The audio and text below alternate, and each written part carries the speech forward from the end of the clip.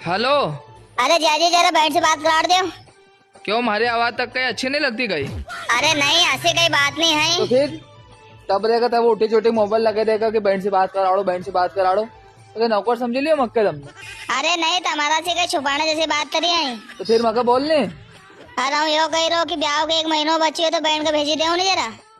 तो क्या हम भी आई जाऊंगा, तुम्हारा घर का रोटा खत्म हो जाए।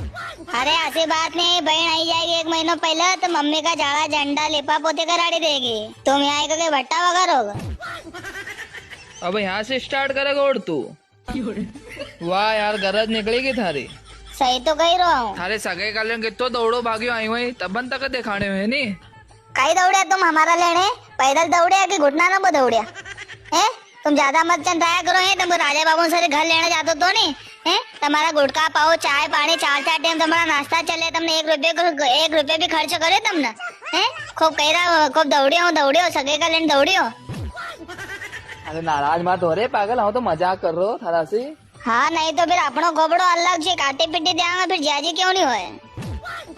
चुपचाप रखी दो भिनकी को भाई अब तू।